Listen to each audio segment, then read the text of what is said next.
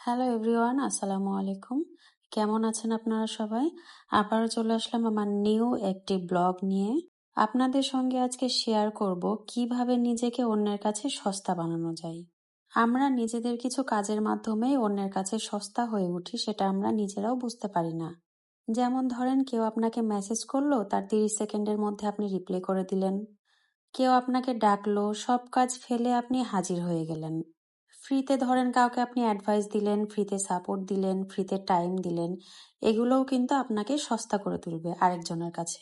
ধরেন কেউ 3 মাস ধরেও আপনার খোঁজ খবর নিল না, কিন্তু সে যদি আপনার কাছে ফিরে আসে, আপনি আগের মতোই অ্যাভেলেবল হয়ে গেলেন তার সঙ্গে।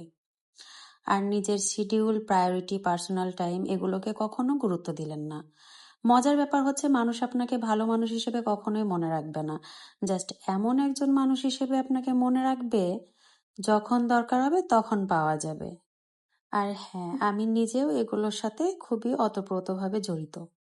কারণ আমিও মানুষকে এতটা প্রায়োরিটি দিয়ে ফেলি যে অন্যের কাছে আমি রীতিমতো সস্তা হয়ে যাই। তাই যখন থেকে আমি বিষয়গুলো বুঝতে পারি, নিজে থেকে সেটা ইগনোর করি এবং যার যতটুকু প্রাপ্য তাকে ততটুকুই গুরুত্ব দেওয়ার চেষ্টা করি।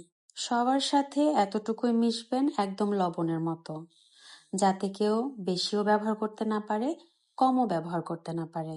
সব সময় খেয়াল রাখবেন যে আপনি এই কাজটা করার জন্য অন্যের কাছে সস্তা হয়ে যাচ্ছেন না তো। আপনি যখন নিজেকে দাম দিবেন, অন্য কেউ দিবে।